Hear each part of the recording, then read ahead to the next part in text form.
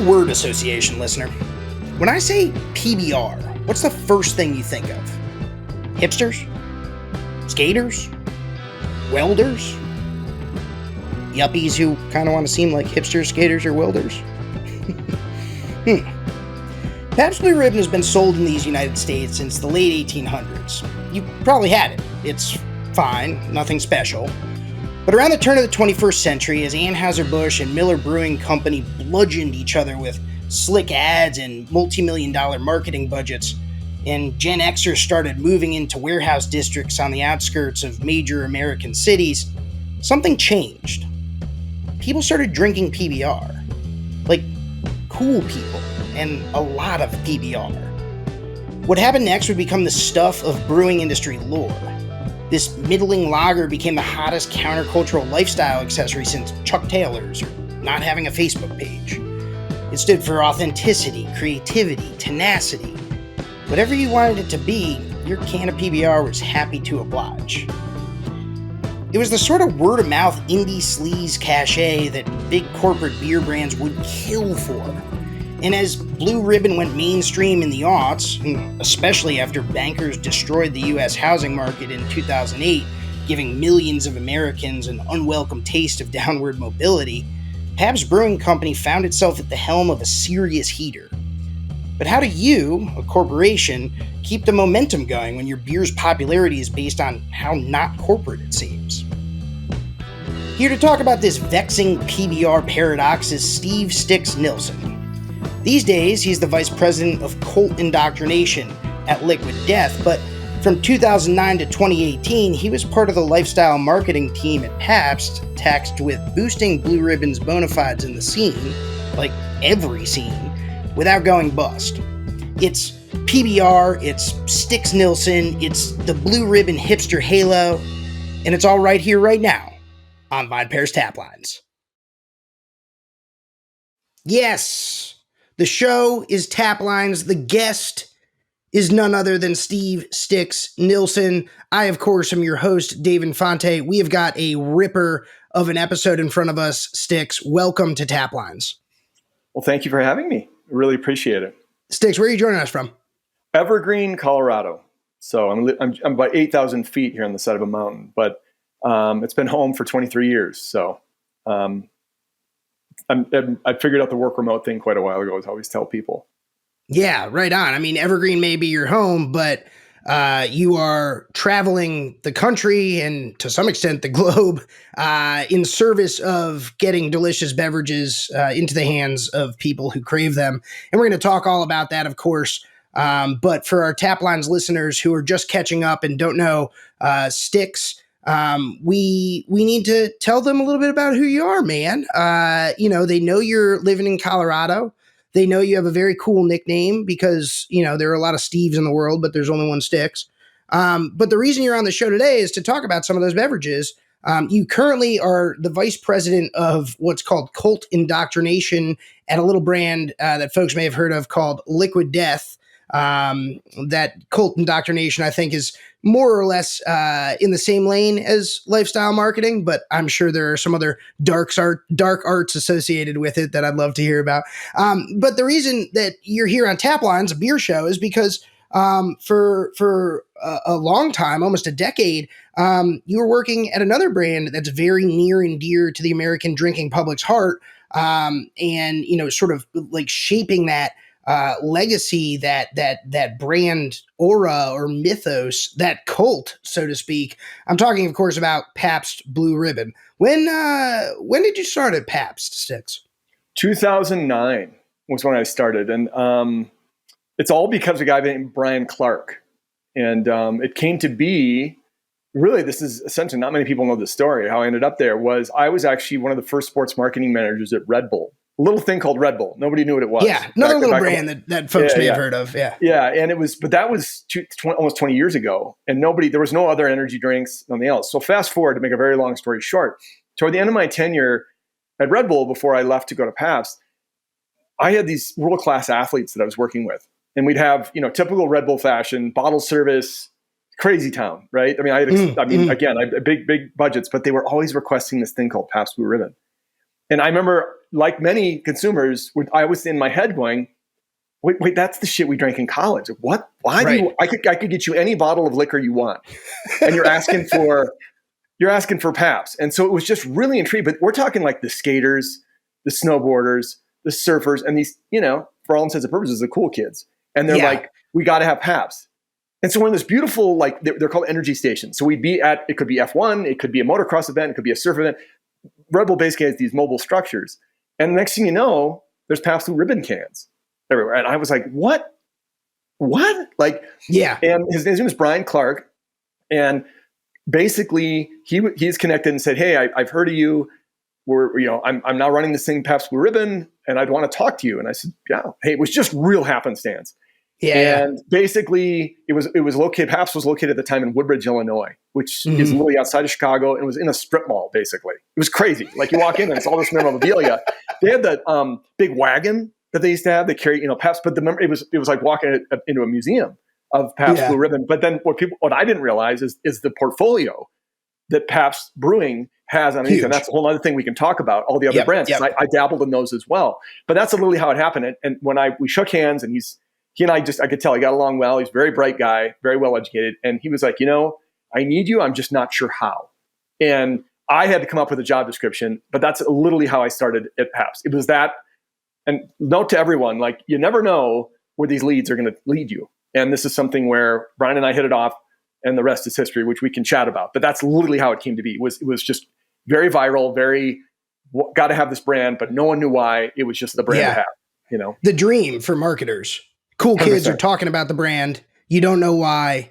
You need to know, and you go figure it out. Yep. 100%. Very cool. So this is 2009 that you joined Pabst. And just to set the scene here for our Taplines listeners who may have been, or, who are a little younger maybe than me or younger than you, and were coming up at that time, but maybe weren't as sort of aware of sort of what was in the air nationally at the time. You talk about skaters, you talk about snowboarders. The concept of extreme sport athletes was worth its weight in gold at this time in the aughts, coming out of the late 90s. Like, this is the nexus of, sort of the vanguard of the intersection of sport and culture at that time. The X Games are huge. Nitro Circus would go on to become a huge thing a couple years later with Travis Pastrana. Jackass, not necessarily extreme sports, but very much within that lane, right? So like there's this sort of zeitgeist of this extreme sport athlete, and like these 2 decades earlier, even a decade earlier to some extent, the kids that were kind of shitheads or dropouts or were considered burnouts or whatever by mainstream culture were all of a sudden becoming the banner, the standard bearers, the banner carriers of what would become like the dominant aesthetic for much of that decade. And so I think like, Red Bull being in the middle of it, or you're starting to like rub up against, this core of extreme sport athletes, of skaters, snowboarders, whatever, and seeing them drink PBR, that means that PBR is in the right place at the right time, right? Like this is exactly where a brand wants to be right then. Yep, 100%. And I don't think big brands realize right now, because we had other beer brands take runs at us because they saw the success we were having. And we were successful because we weren't telling people what Pabst is. We were letting them decide for themselves. And these big beer brands, we'd always said we ruled the sub-premium. They were it, but it was bigger than that. It was bigger than the liquid. It was the brand. You had that can in your hand. You were instantly the cool kid in the room. That was the idea. Right? But we didn't plan it. And I need to make something clear beginning of this whole thing. Please. As much as I appreciate you having me on this show, which I respect what you guys do, I was a cog in the wheel. Like, we had an amazing group of people, and there's not one individual on this earth that can stand out and say, Pabst is a success because of me. Just because there's been a few things I popped up here and there, and some of us OG are like, what is that person saying? Like, they're not the reason why Pabst. So I need to make that clear that as much as I appreciate, I'm standing here talking to you all to flying the flag for all my friends that I work with, because we're still dear friends, and a lot of them don't. So I had to clear the air there that as much as I appreciate being on, I had a very wonderful platform to work with and was able to use some of my skills and some of my experience, but we had some amazing salespeople. We had some amazing people in operations. I mean, a woman by the Gigi, she literally processed all of our, basically handled finance, and she'd been there since like 1979. But she also was the first one that would ask me for tickets to Pantera. You know what I mean? So she was like, that is awesome. Hell, you know what I mean? Gigi. You know what I mean? Yeah, Gigi. And she just retired. Gigi Waymack just retired since 1979. Not kidding. They did a big party for her. And actually got sent photos. All of us were alumni. And so it was like, you can't make this up. And the way it happened, I think with Pabst is it was so organic that our job was to make it so we weren't going to screw up the momentum. Because you just said it earlier, brands would die for word of mouth. Because there's nothing more powerful in the world. And when people were like, that was the brand to have, that's why you had to have, I still can't fully explain it to you, but the stars aligned, right? Yeah. Recession had happened.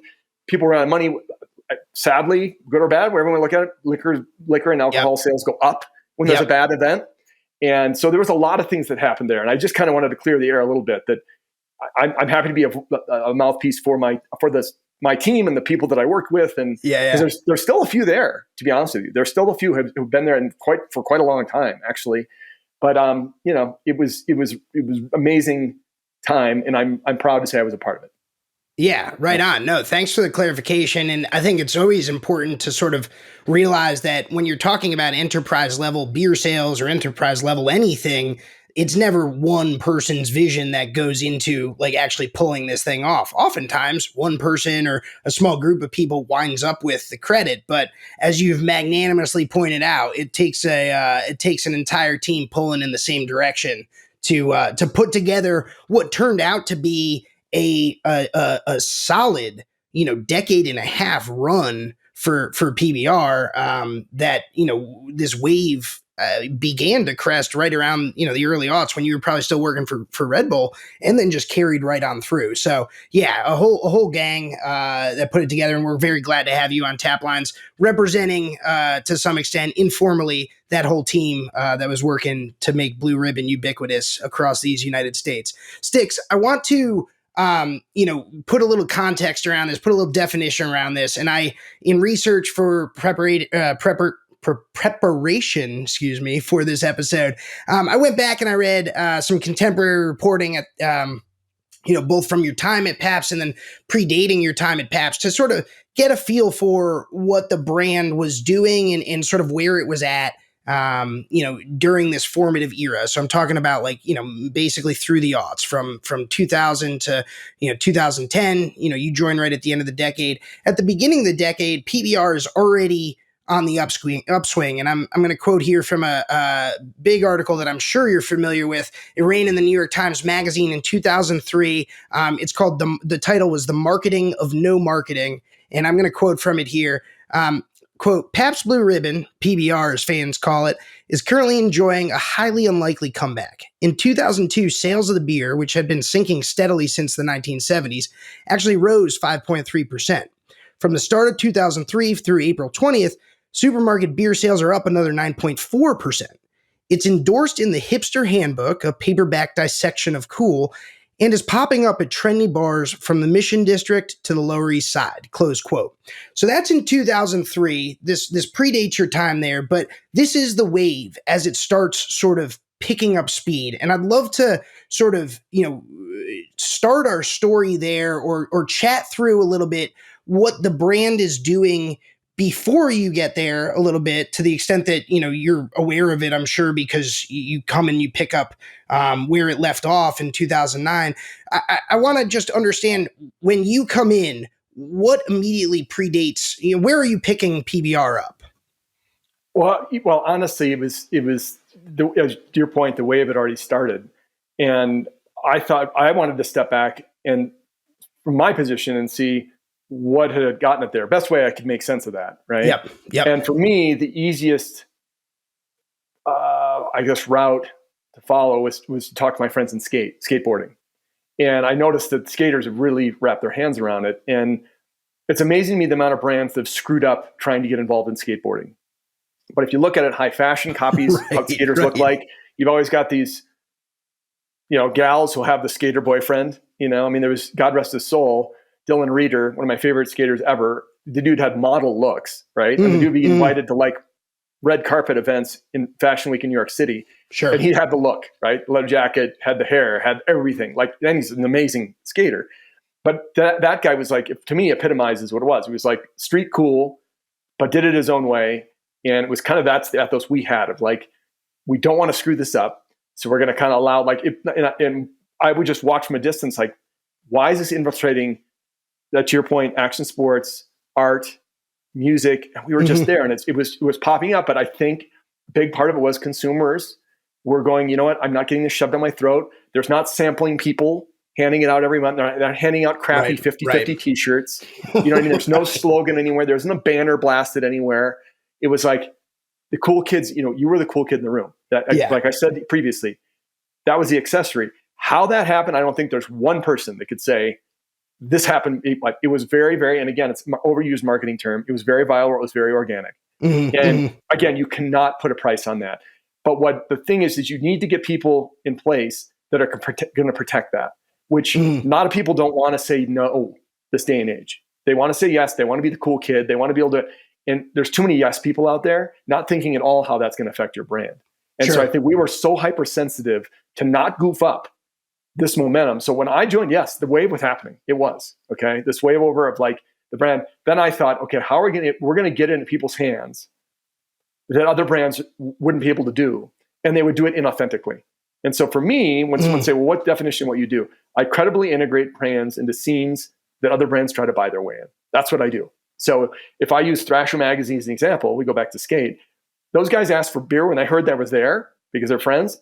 Oh my God, we need beer for this, this, and this. I would get them beer and walk away. I never gave them a sticker, never gave them a hat, never let them. It was so credible to have them spread it out and do it. And so many brands don't get that. They'll say, here's the product and here's our checklist, what you have to deliver. No one, especially skaters, want to be told what to do. And if you say you've got to post and you've got to be a photo and you've got to do this, that's immediately a big FU from skate. Totally, right. Like this is also the era where Anheuser-Busch, through most of the aughts, remains under family control. They're the big heavyweight in the industry. Miller is, the other big guy, and then Coors obviously comes on pretty strong as well. These are very comparatively very corporate, sort of juggernauts that AB in particular is known at that time for being sort of the sharp-elbowed, flashy suit folks in the room. August Busch IV is the heir apparent to the company. He's traditionally handsome, slicked back hair, grew up with a silver spoon. These are not necessarily the types of people that can walk into a skate shop, can walk into a dive bar or backstage at CBGB or wherever you might wind up and say, hey, like, I just want to be a part of your scene. I'm one of you, right? Like there's a lack of credibility there. There's a lack of sort of like comfort or fellow feeling or shared experience when you try to put a Pete Coors or an August Busch IV in the editorial newsroom at Thrasher magazine. It doesn't go. Not at all. Yeah. And we didn't have, I went from the penthouse to the poorhouse with budgets. I mean, I had no budget. The other thing everyone has to realize, we didn't use an agency. Like we didn't have anyone deciding that. No one was going to decide the direction we were going. Because now, trust me, in my tenure there, I got hit up by agencies all the time that wanted a piece of PBR, but they wanted it more for their portfolio to make them cool. And I'm not being arrogant. I'm just being honest. They wanted to have perhaps, but I know they would have effed it up. I know they would have. Like I would have shown up and they would all had flannels on and fake Horman glasses and perfectly groomed beards and they'd act like they knew what they were doing. Right. And they didn't get it. Right. And the other note, and I speak for all my counterparts, as soon as someone used the term hipster around us, that was a huge red flag that you don't get it. Because yes, that you could argue that term came out of the Pabst era when they came through, but to us that was like douche. You know what I mean? Like you just didn't get it. You were like, to name it that, if you want to call it, that's fine. And you know what? If hipsters are going to help grow our brand, call it whatever you want to call it. We don't care. But if you approach us with a pitch and you immediately throw hipster out, that shows me that you're lazy. Like you're basically just grabbing it's like saying, we're all about skateboarders, not skaters. Like, let's go boarding. No, it's snowboarding. You know what I mean? Like you don't get it, right? You obviously haven't done the, and big brands, again, like you just said, the analogy I always use, I've used this over and over again, is that we were a little wakeboard boat in the ocean, right? We were very nimble. We could get around. We could do things. And the big beer brands were like aircraft carriers. And for anyone who knows what an aircraft carrier, it takes miles to turn one of those things, right? Sure. So they'll go along and go, oh my God, skateboarding, art, punk rock's cool. Let's do that. And they start turning. By then, we've already not only been there, but we're writing FU on their hull on the way by. Like we were just, that's the way we operated. You're tacking back. Right. And they had so many approval processes and so many ways to get something pushed through, which happens in any big corporation. You can't blame anyone for that. There's got to be checks and balances. But we didn't answer to anybody. So like we were trusted by Brian Clark, who kind of oversaw the whole program. Like, do what your gut tells you. I like to think we got the right people in there that just knew what was right for the brand. And again, more it was just saying no to things. That was the big part, which just sounds so elementary. But we did that, and we were just so careful. But we would hop on these things, and these other big brands, and like I'd said earlier, they would throw one of their sub-premium brands at us to try to attack what we were doing, our momentum. Yeah. And it just didn't work. They were buying tap handles with a brand that had no brand equity whatsoever. Yep. And so the bar owner stuck. He's like, whoa, they're giving me, and this happened in LA. And I'm not even going to give credit to this. It was such a lame brand under one of the big beer brands. And they were buying tap handles from the cool bars. Like we were in the Shortstop, which is by the Dodgers, the Cha-Cha Lounge. These places, that was cool. Cha-Cha Lounge, I think you could buy like a throwing star, a tampon, and brass knuckles in their vending machine. That's the kind of place it is, right? Ideal, and they would run in and buy to keep us out. They were buying tap handles. Right? Sure. It didn't work. The classic hand-to-hand combat bullshit that goes on in the beer industry. This is a well-established move that the big three have been playing for decades at this point. Right, exactly. And you can't buy cool. And that's the thing, is that these bar owners, it's a cutthroat business. So he gets his 10K, helps him with his rent for a month or two. And then what, when no one's asking for that cap? Then what? And that's what happened. We had a few come crawling back, and we're just like, little slap of the hand, like, we love you, we are partners, and we're going to support you. But this is a shot over the bow. That don't do that, okay? You basically kicked us to the curb, chasing the dollar, and that's how we found out our friends were too. But the part that was most fulfilling is that we knew we poked the bear. We knew that the big boys were watching us, and that was fun because then we went out of our way to poke the bear with them. Yeah. We knew we could do things they couldn't do, Okay, yeah. So the big guys are coming for your tap handles. They're buying their way in, or at least they're trying to. This doesn't necessarily go very well, but it's still a threat. I mean, ABI, now ABI, at that time Anheuser-Busch, and in Miller Coors, now Molson Coors. These are companies that may be aircraft carriers that can't turn quickly. But what aircraft carriers can do without any agility is just barrage the shit out of you, right? Like though these are laughable corporate sort of ham-fisted threats, they're threats nonetheless, right? Like you guys still have to take that seriously. Yeah, we do to a degree, and that's where there's things where we would just, I would never write a check for events because I knew, and I can say this now. I knew that we had something pretty much every event needs, and that's alcohol. But more importantly than anything, we had a brand that people wanted. And back to my point earlier, our goal was to be when that Pabst logo was on a flyer or when at an event or was at an event, you were at the right place. That was the message. Yeah. It was like you were at the right spot. So, but part of the success is how nimble. And so the example I always use too is, I could literally the marketing girl we had in New York City. Stuff was hot popping all the time there. And a friend would call and say, yo, Mike D from the Beastie Boys is doing an art show tonight. You guys should be there. And I could call her and say, this is like pre-Uber. And I'd be like, get in a cab with 8 cases and get over there now. Go to a bodega, buy them. And people would be like, how did Pabst sniff this out? And then we did that over and over again in cities all around the country because one of the weapons people don't realize we had was we had these called market agents where we had in major metros, we had these guys and girls. And their job was to be out every single night. And they knew we're the coolest skate shop, tattoo parlor, record store. But if I went to visit the market, we should be able to walk right in the bar without having the ID checked. And they know the fist pump the owner or the head of the bar or the bar backs. Right. And we never told any of them, this is the slogan you have to tell everyone. This is it. No, they each had their own Instagram handle. However they wanted to do it for their market, spoke to their market. Because what's cool in Kansas City is a lot different than what's cool in Orlando or Miami, or where we had these market agents. That's a huge success. When you're speaking to the customers, you're not trying to like fleece them with one blanket statement. It's like, no, again, you decide for yourself what Pabst means to you. And that was it. And then their job was just to cultivate that kind of groundswell, but big brands would just shove stuff out and they'd go throw all their fancy infrastructure everywhere and do some massive build out. That's cool and all. But the analogy I always use is the big beer was kind of like the rich kid with a pool in high school where everybody partied on their dime, but nobody respected them. Right. That's the best way to describe it. Like, I'm going to buy my friends, right? But we deep down don't really fucking care about them, Right. And our thing was we did care about it. The other thing is just a lesson for everybody. And I'm even doing it now at Liquid Death, is that take care of the little people. And what I mean by that, and I don't mean little like in stature, but like the bar back, the dishwasher, the lifty at the ski area, the waitress, you know what I mean? The valet. Like, take care of those people that never get any love. It's not rocket science, but all the marketing people expect. Like, if I went to talk to a resort, I rarely talk to anyone in the resort, like corporate, like marketing department. What we did was we'd go to a resort and made sure you could not get off that resort without finding a Pabst for après.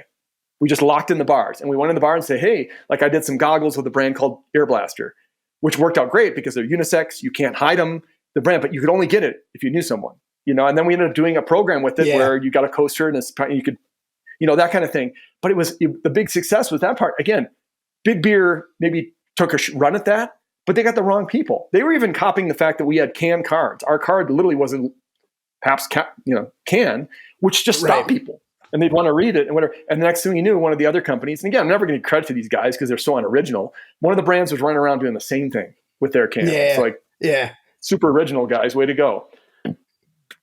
So, I think there's something that you mentioned earlier in the conversation that I want to come back to, because I think it's kind of, if not at the core of this, I think it's certainly a key tension to Pabst's rise, to PBR's rise over all these years. I mean, you mentioned the field managers who are going out into the local markets and who are understanding authentically what, that market is doing and drinking and what those people care about. And that's core to the success, right? And I buy that tracks, right? And like, it's harder for a big company to do that than a small company for all the reasons you've already described, right? Like the lack of agility, the layers of approval process, the legal considerations, not that PBR was doing anything illegal, but getting sign off from a massive integrated, CPG firm, from the legal department is much different than, running and gunning and saying, hey, get in a cab with 8 cases of PBR and like go meet Mike D, so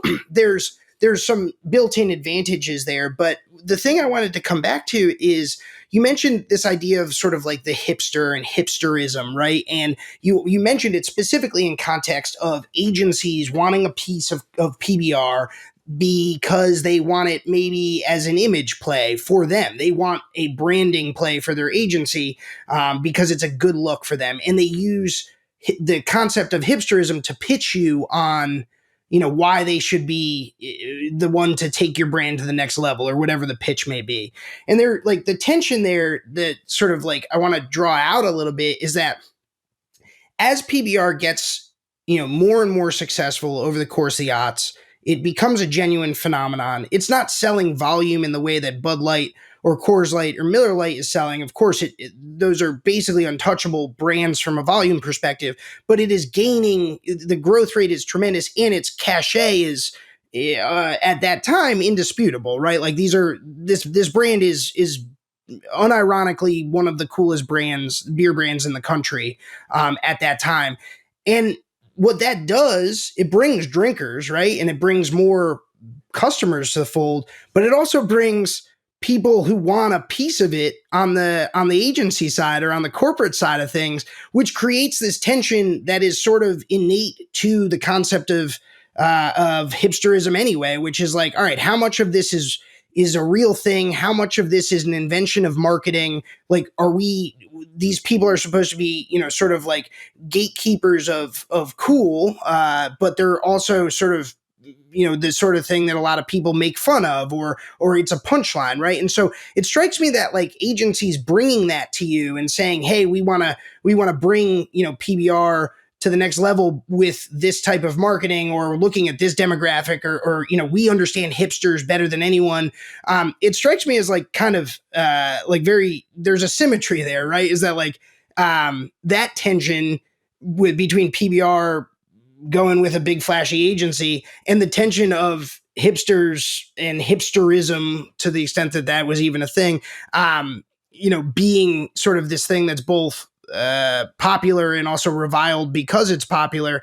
Those things strike me as like sort of parallel. Do you see? I know that's not really a question, but do you see kind of where I'm going with that? Like it seems like there's PBR is at the nexus of a couple big like cultural and corporate sort of struggles for ownership of the zeitgeist at that point. Does that track for you? Yeah.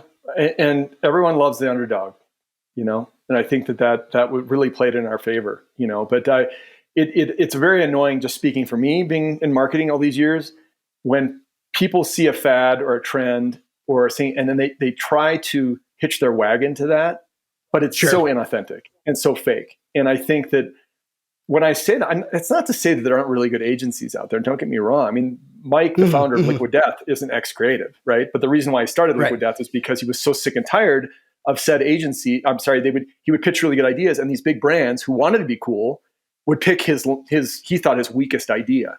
And finally we're talking Netflix, Nike, really big brands that he worked on. Yeah.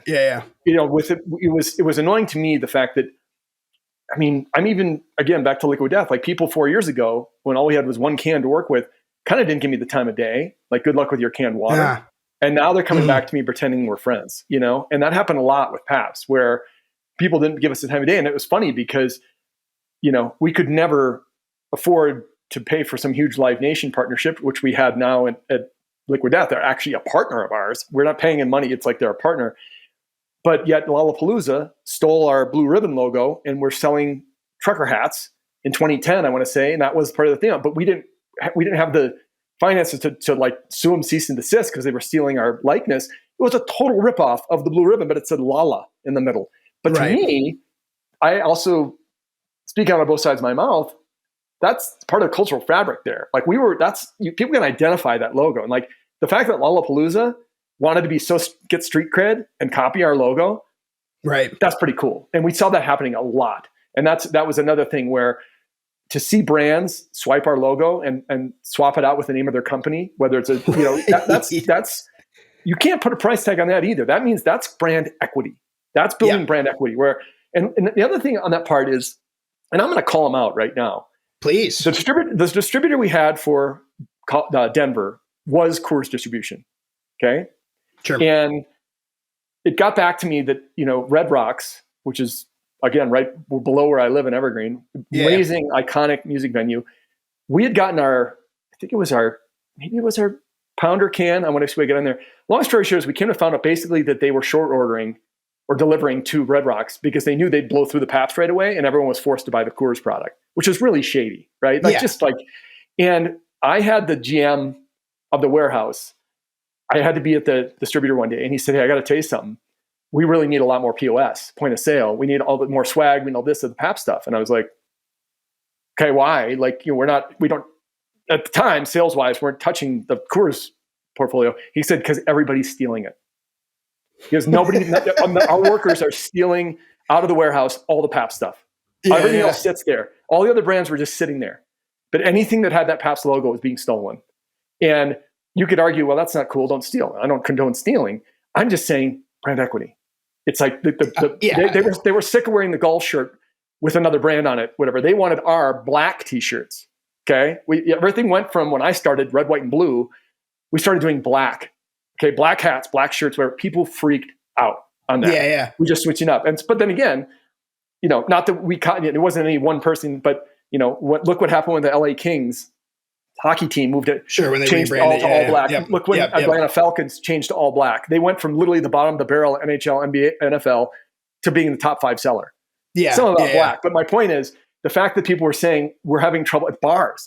Literally neons were being stolen out of bars, ripped off the wall. Yeah. And so any of the tackers, any of that, and that's when I was like, no, we're not going to replenish it.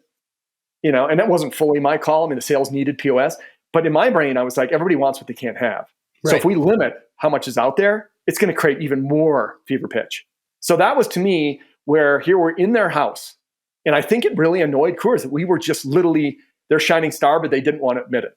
you know, Right. but they were our Right. distributor. And we were kind of hand-tied because they Of were our course. distributor, right? But our product, and they did have some Pabst branded trucks, don't get me wrong, but it was just, it was something where it was funny to see where we were even like the bee of the bonnet, internally over there. I love that. I love every aspect of that story. I love the fact that they were short ordering to Red Rocks, which is, again, like, as you said, shady, but this is like one of those behind the scenes moves that distributors all over the country since time immemorial have done to this or that brand to, bring sort of the soft power that they bring in the middle tier. That's one of the many ways that they exert it. So that's an incredible detail. The fact that people are stealing PBR merch out of the warehouse is killer. I mean, what could you add? Nothing better that you could ask for. And then the fact that it's Coors, which is, as far as brand sort of or company ethos goes in the beer industry, they are by far the most conservative, by far the most staid and uptight at that point. Even though they'd become a lot more corporate at that time, PBR coming into their backyard and just annoying the shit out of them. Man, that's killer. I love that. Well, the other thing is, which I don't condone on that point with it, is I realized too, and I learned, I didn't know I was going to be in the beverage industry. I had no clue. I certainly don't know the beer industry, but it was funny to me that I could tell with the reps, they all know if you deal with a distributor, none of them are going to really lift a finger unless they're incentivized. They just aren't. So there's always, every time you go in the distributor, there's always some chart on who can win what, whether it's a trip or a jet ski or a set of golf clubs. I don't know. And they really wouldn't give us the time of day. But as soon as we became the brand, they weren't selling anymore. They were taking orders. And that's when all of a sudden they were like, yeah, we love Pepsi. I go, really? So you're the guy who wouldn't lift a finger with a super tight golf shirt on. You wouldn't even give us the time of day. And now you're pretending like you're the reason why we're successful. Like, let them think what they want to think. That was fine. But I just remember going, how the dare you people who didn't give us the time of day, even these distributors, and now they're having to pack their trucks with our product. Because I would go on these crew drives where I would go out and I would literally go out in the field, and I still do it to this day with Liquid Death. And it's good for me because I could see the market. I understand how retail works and how you have to reset someone and how, the displays and all the things we had to do. But I saw that literally from you're a pain in the ass to all of a sudden, oh, you're our golden child. Not me, but the brand. And I was really? So this is just life lesson. Just be cool. Just be cool from the get-go and give people a chance, right? And they didn't give us a chance because we were the crappy college beer or, whatever it was. And it's like, call us what you want to be called, man. We're still selling. So, Yeah, no, right on. Be cool, wholesalers is a longstanding editorial message here at the Taplines podcast. We would love the middle tier to be chill. We still await the day that happens, but we look forward to it very much. I want to talk a little bit about, we mentioned earlier in the conversation, we mentioned that Pabst is a brewing company. PBR is the brand that is mostly synonymous with it in most drinkers' minds. And certainly at this time, we're talking again in the late aughts and then the turn of the teens there, so early teens. You joined in 2009 and you're with Pabst until 2018. During that period, Pabst has already done a bunch of acquisition of beloved regional brands. It does more acquisition of these sort of like, these local, quote unquote, heritage brands in markets across the country where small regional breweries have either already shut down or are hanging on for dear life because they just can't compete anymore. They don't get it. They can't market well. They don't have the economy of scale, yada, yada, yada. So I'm talking about, Rainier. I'm talking about Lone Star. I'm talking about Olympia, Stroh's, I think at some point Pabst picks up as well. So all of these beers that are, those names will be familiar to a lot of listeners. All of these beers across the country have genuine authenticity. They have real brand equity, to use the marketing term. They have cachet. People have fond memories of these companies, of these brands, but they barely exist anymore, right? Or they already don't. The breweries are already gone. Pabst, as part of its strategy, comes in and scoops up a lot of these brands and sees an opportunity there to keep them going and to build out sort of that regional affinity into something, that looks more like a enterprise level strategy. Tell me a little bit about how the larger constellation of beer labels in the Pabst portfolio, sort of informed and also is informed by your work at PBR at that time? Yeah, I mean, I was fortunate to dabble in some of these other brands, like Colt 45 being one of Sure. them. Little known fact, one of the founders of Vice magazine and I went to high school together, which is really funny. Really? And we actually had done some work with which one? Yeah. Sarouche, Albi, and I went to high school together. Right we went to high school together. And it's funny because Sarouche, though we weren't like super tight, he was older than me.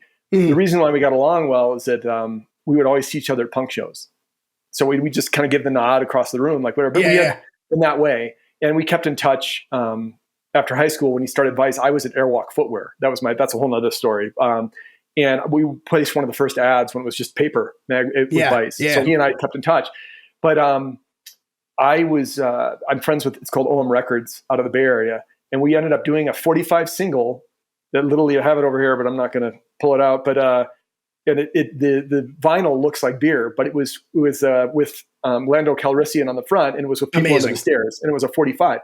My point is, we were able to do things that we want to do with Pabst or hadn't, but we kind of use the same ethos and approach with these smaller brands, whether it was Rainier, Old Style, Old Milwaukee, Schlitz Malt Liquor. So we did these one-off little things, like we did some grip tape with Mob Grip, the skate brand, for Schlitz Malt Liquor. So and people were like, "What is this?" And it was just, where did this come from?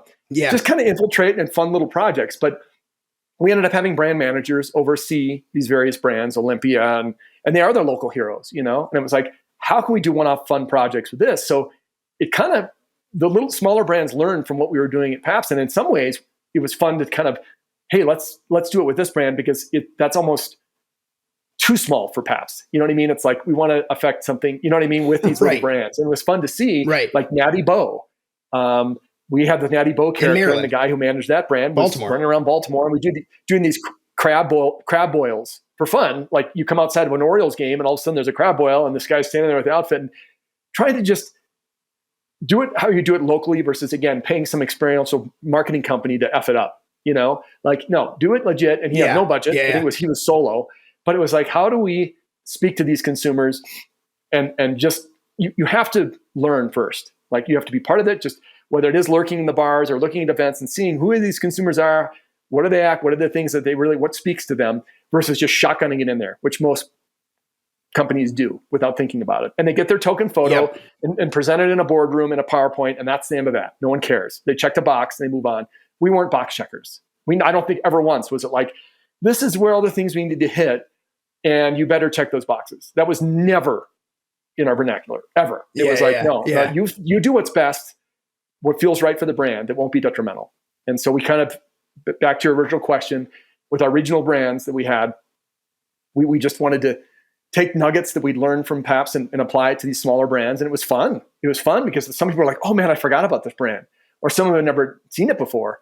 But that's really cool what you're doing with that brand, And the stakes are, I don't want to say it's low stakes, but like it's mostly upside, right? A lot of these brands were not selling well. That was part of the reason that Pabst bought them in the first place, is they were cheap because they were kind of flailing as brands. So you got to do a bunch of cool shit.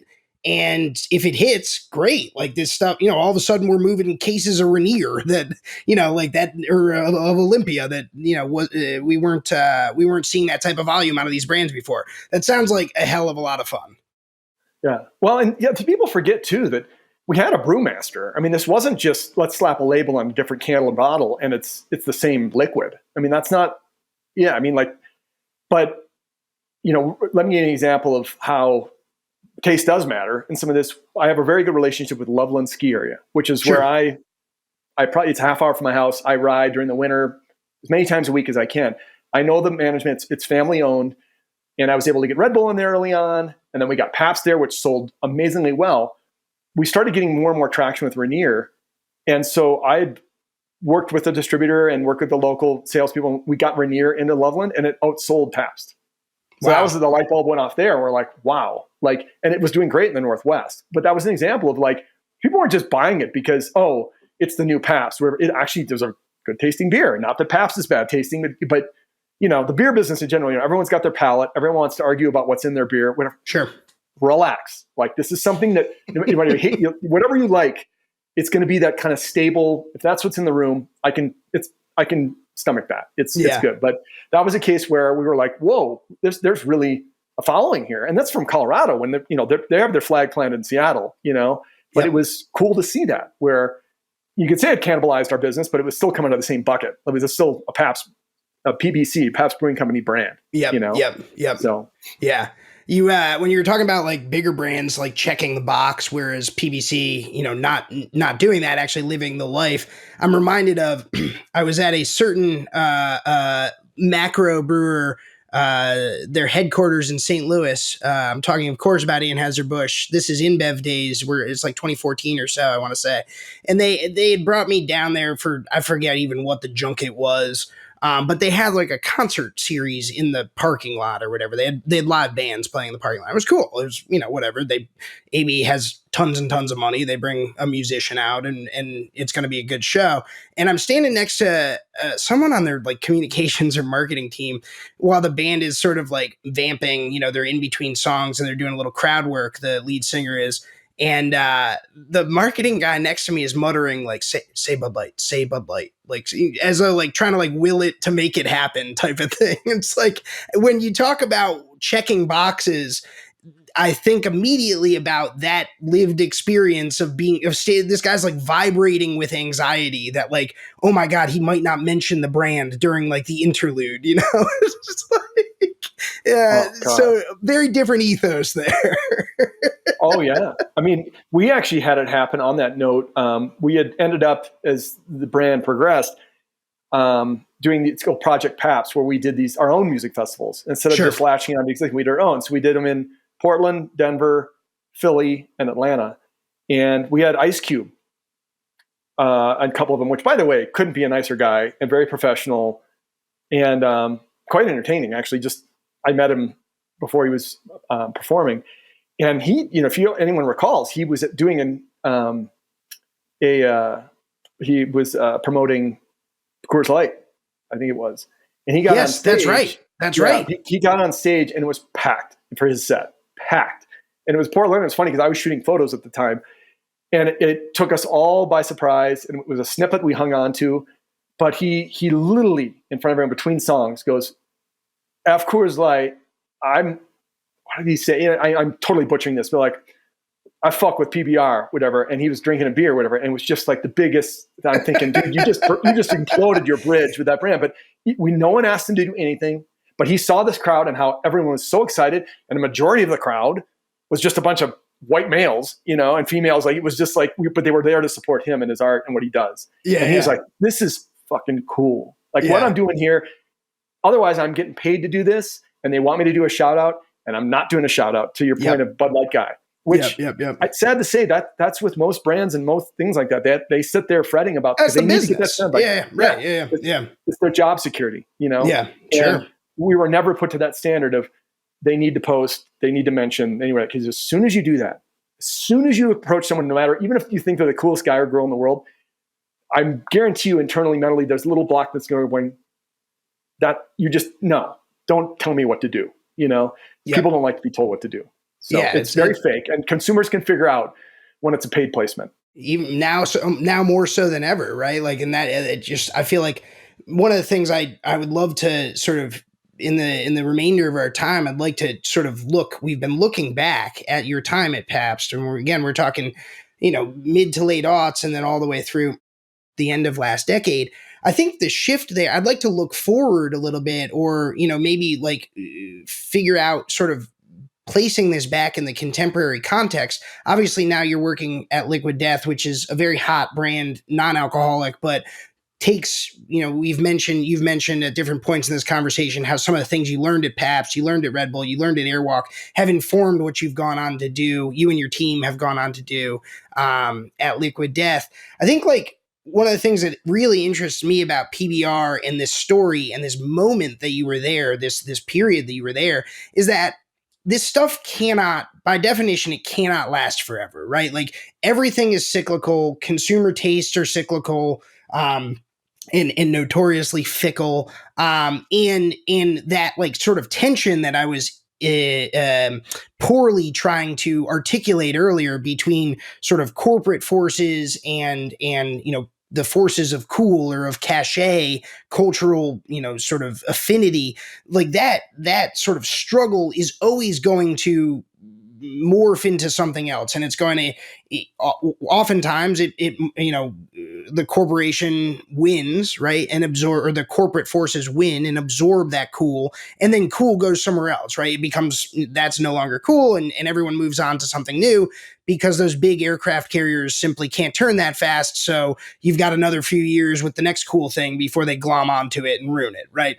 PBR, I wouldn't say it was ruined. And I think Vice, we mentioned earlier, like, I wouldn't say it's ruined, but everyone reads the headlines. Vice is now, unfortunately, in bankruptcy. PBR has struggled with sales in, the past few years in part because no one's drinking as much beer as they used to be. So, that's part of it, certainly.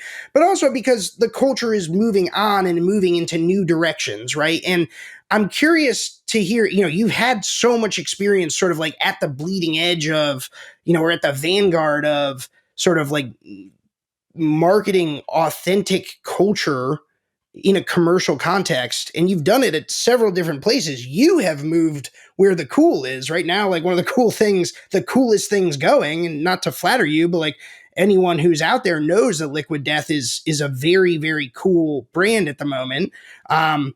You've moved to where like the cachet is.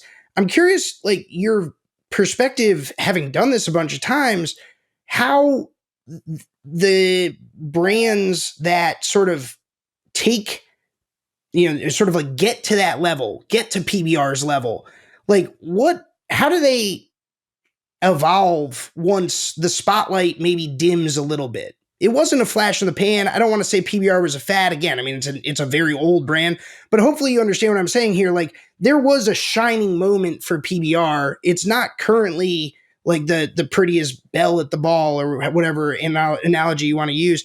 What happens to a brand then? I mean, it's still authentic. It's still itself, but so many other cultural factors have sort of flooded into that space and made it so, consumers move on.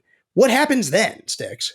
Well, it's a really good question, because I truly don't know exactly who the PBR consumer is right now, because the guys and girls that made us cool are in the suburbs with kids now, Right, and so, right. And it's so, but I think that the one thing that Pabst has in its corner is they do have that authenticity and do have that brand equity that many beer companies have never even come close to having. And it may not equate sales wise, but I think that if I was in the driver's seat of Pabst, I would reassess what got them there. And I think that, again, you can't be everything to everyone, but you don't want to forget your roots. And I think that those people are very important, and it may not be the growth that some of the people in finance want to see. And, I cannot stress that enough, that to grow out, to be authentic, you can't be worried about being scaled or ROI, because that will come, but you have to be patient. And I think when I think of the way Pabst and the crew that I worked with, we knew how to get it in the right people's hands, but some things may not be as cool anymore, but like, if you think about the pillars of things that we approached, it was, in lifestyle marketing, it's, you argue any kind of sport, whether it's action sports, right? But it was in a Pabst way, like kickball was a thing for a minute. We right. did actual Pabst kickballs, functional branding. Art is always going to be around, but it's a matter of how you do it. And as a matter of fact, the guy that created the Pabst art program from scratch, the whole can art program, everything, he's now works with me at Liquid Death. He oversees all that. He gets it on how to do it. And art's never going to die. That's been around for centuries, right? But it's how you do it. The problem is the big beer brands will run around and go, we need to, it's South by Southwest. We need to paint a mural of our can, whatever, and pay an artist, and artists should get paid, but it's totally not that. It looks lame. It looks stupid, right? Yeah. But I think that, to answer your question, anytime you've had the success, you've got to sit back and go, what got us there? How did we do that? And how do we replicate it? Knowing that people, now everything's changed with social media. I mean, when I started at Pabst, there was no Instagram, there was Twitter kind of, but it wasn't what it has become now. And, TikTok, look at the way, I'm very proud, like, our TikTok with Liquid Death is second to none, but we have someone concentrating just on TikTok. But I think that, brands have to step back that have had their flash in the pan, so to speak, and go, all right, let's regroup.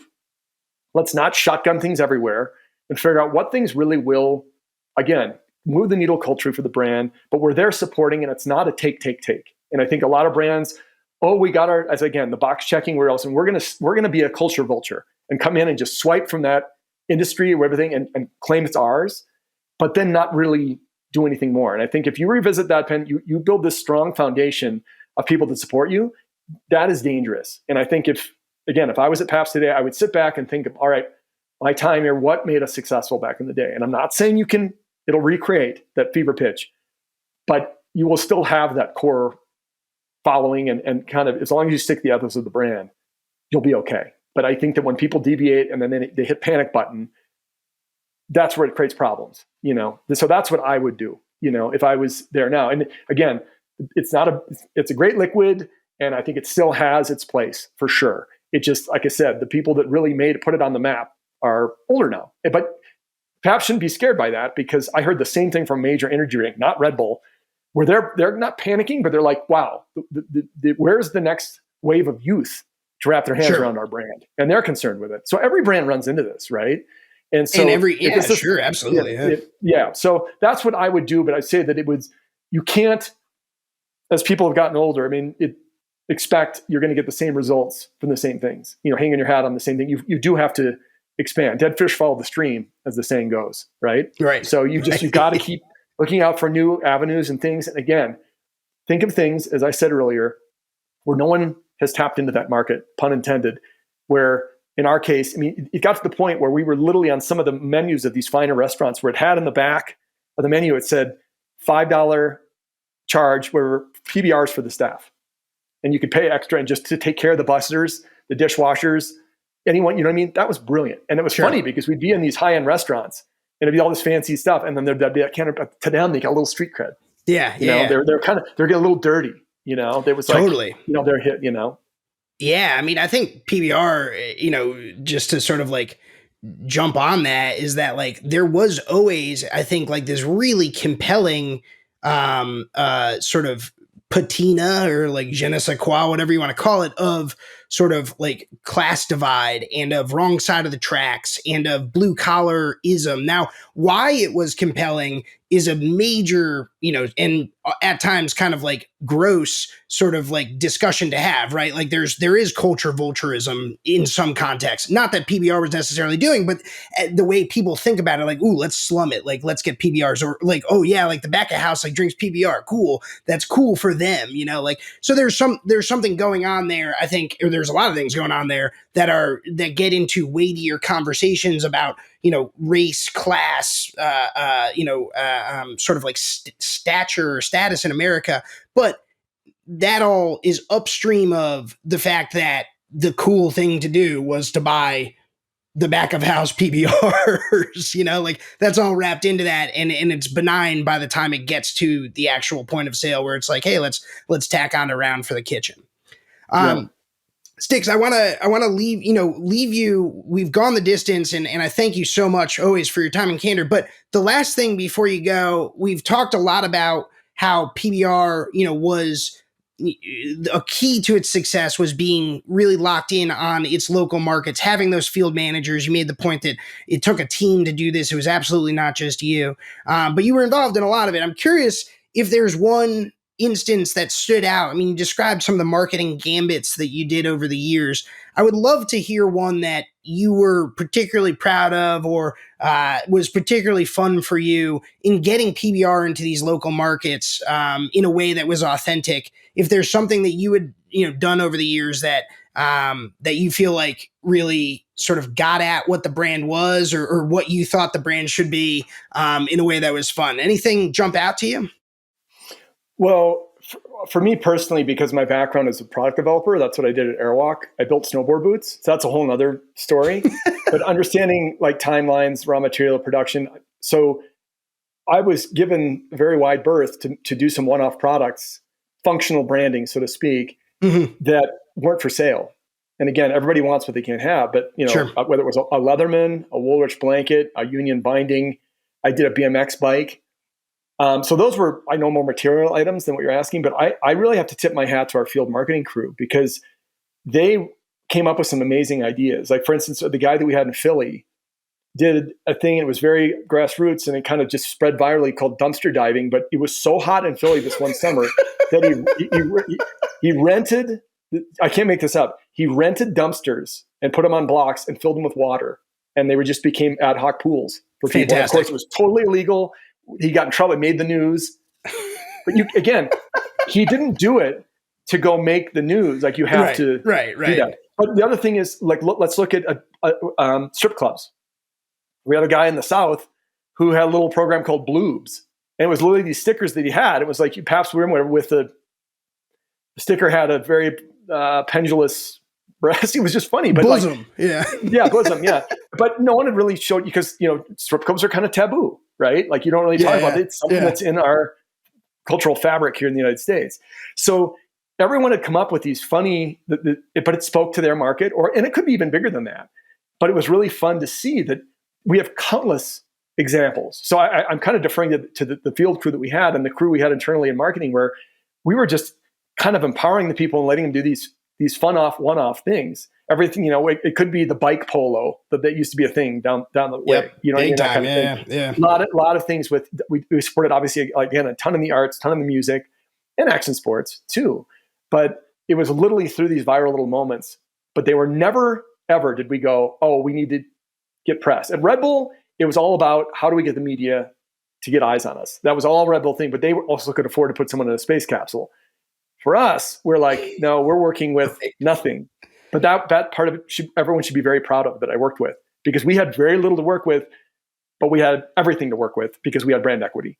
And I cannot stress that enough, where it was bigger than the liquid. It was bigger than the brand. This is my water cup, for God's sake. This is a beautiful label. It is beautiful, and you can see it from a mile away. Timeless. And that's why even at our events, we would always make sure we had the bigger cans, because unless you're like Shaquille O'Neal, there was no way you could hide that can in photos. Like, you would see the edge of the ribbon right here. You'd always see people carrying it. It was like, we were never going to ask people to pose, with a can. It was always these really, really quality consumer content. Before this, consumer-driven, content, all that stuff is generated content. Sorry. And so those were really our secret weapons. Yeah, UGC. But that was literally our secret weapon, was basically our customers, and not forcing them, but getting this money, and they would do it for us. They're the ones spreading the word for us. So, but it really did come down to, again, giving a little bit of the tools locally in these markets to have the fun, and let them, again, decide for themselves what Pabst meant to them. And as soon as people get the power to do that, and they're empowered to do that, it is dangerous what you can do as a brand. And we're really good at trying to keep out of their way. We had little guardrails here and there. Being alcohol, we had to be careful. So we did have a total risk management, like we did have legal, but for the most part, I can tell you right now, and I'm very proud to say that it wasn't always following the legal guidelines in these cities, states, whatever, but no one got hurt.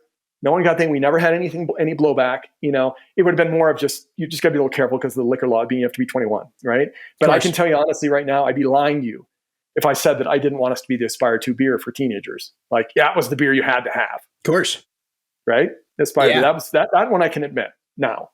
But it was never something we'd ever say, Of course, yeah. And every single beer marketer behind closed doors is going to say the exact same thing. And we appreciate your candor here on Taplines for bringing that out into the open, because now that you're not in the business anymore, you can admit sort of how that business runs. Obviously, I cover it as a journalist and I write about that, but it's very rare that you hear that type of frank admission from someone who is still in the business. Of course, now that you work on the non-alcoholic side with Liquid Death, teenagers should be drinking Liquid Death. Why not? There's no alcohol in it. Enjoy the sparkling water, kids. Exactly. And I found that I'm a mentor for the Lead School of Business at the University of Colorado, because I really enjoy helping, first of all, but it's a lot, it's career advice, or even helping them with certain things that maybe will be in their schooling. But, not drinking is kind of the cool thing, right? It's become quite cool. Yeah, it's quite cool. And so, but I'd be lying to you if you say that, the can that I'm holding right now, our sparkling, it purposely looks like a Guinness. We definitely think, but it's a placebo effect, right? Because people are like, you have that can in your hand versus a glass with a lime in it. It's just a little more, and it stays colder. we celebrate the fact that it's good for people who are designated drivers. It's good. We even have, James from Metallica's an investor. We're on their world tour. He's sober, loves the fact he can have a can in his hand, so taking advantage of that as well, but there is that social acceptance thing or unacceptance, whatever you want to look at it, but you're at a party and you don't want to keep being asked why you're not drinking. I mean, you have this in your hand and probably deflects a lot, but we want to celebrate that. And then we just want to make it so drinking water is cool. And then lastly, the most important thing is bringing to the forefront the importance of sustainability with our, plastic, what a problem it is. So it's really that. Sure. Like, let's make drinking water cool and bring to the fight, the forefront, this plastic problem, and we donate a portion of proceeds to clean up the plastic. So that's my little elevator on liquid death, but that's really the unsplit. Let's have some fun. And why is it that everything that's so horrible for you has the most fun marketing? And no one's done anything. Name a natural food, something that's really good for you. Name one, a food or drink that is so cool that you'd see kids wearing the shirt or a band. Don't make me try to get. I can't even think of one. No, of course not. There is. Right. Yeah. And so bananas. Exactly. No, someone might wear. Yeah, exactly. Someone might wear like a Cremettes shirt because it's just who would get a Cremettes shirt or something like that, But for the most part, they're wearing it. It's like a tongue in cheek. It's not. It's a joke. But if you do see someone wearing a natural foods thing, they're getting paid to do it.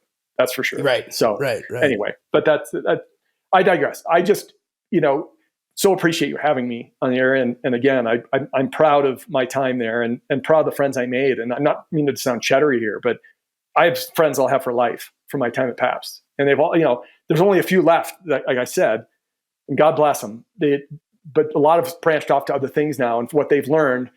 So many brands out there want to mine us for what we did there, and I don't think any one of us could say this was the thing that made Pabst what it is. But there's definitely aspects more than anything is we could guide brands on what not to do, and that's oftentimes the most important thing. Is to not make those missteps, because look at what just sometimes happened. It's the hardest. Yeah. Look at that little company out of St. Louis just did, and look what happens to their sales. I mean, that's sure. That's pretty much a marketing nightmare. Ongoing one. Yeah.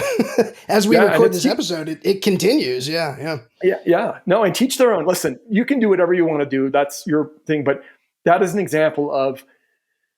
Thought you were doing something really cool and putting your stake in the ground, and it was like not thought out. And so if you are going to do that, you really have to study what you're doing. You got to be ready. As much as we'd like to say that the last minute things are cool, and they are. And that's, again, back to what I said. We were successful because the coolest kids oftentimes don't plan. So the one-off little punk show or the art show or a little skate comp, whatever it is, we would be there. But we would think long. If it's something we were really going to put effort behind, we wanted to make sure because the last thing we're going to do is ruin our brand equity for making a super, super dumb move, thinking you're like standing for something. And it's like, whoa. Like you've just alienated your consumer, and, live and learn. Right. And so, well, and to your point, and this is a good way to close. I mean, if you're in a little Zodiac zippy boat, you can turn fast. If you're in an aircraft carrier, you can't. And running and gunning does not work the same way when you're a big brand versus a small one. And Styx, thank you so much for coming on Taplines. It was great talking to you. I hope you have a great rest of the day. And when we finally get a chance to meet up, we'll have a PBR in one hand and a liquid death in the other, because we got to stay hydrated, Of course. Yeah, done and done, man. I haven't had a PBR in a while, so it'd be good to crack that seal again. Good. It's been a minute. Well, there you go. All right. Thanks so much, man. Take care. Thank you. Taplines is recorded in Richmond, Virginia, and produced by yours truly and Darby Seaside, who, along with the talented Shane Farrick, composed our delightful soundtrack. Just listen to it. I also want to give a quick shout out to the entire VinePair team, and especially co-founders Adam Teeter and Josh Mallon, editor-in-chief Joanna Sherino, managing editor Tim McCurdy, and art director Danielle Grinberg, who designed our lovely Taplines logo. And of course, a big thank you to you, yes you listener, for spending time with us week in and week out. We literally couldn't do this without you. I'm Dave Infante, and I'll catch you next time.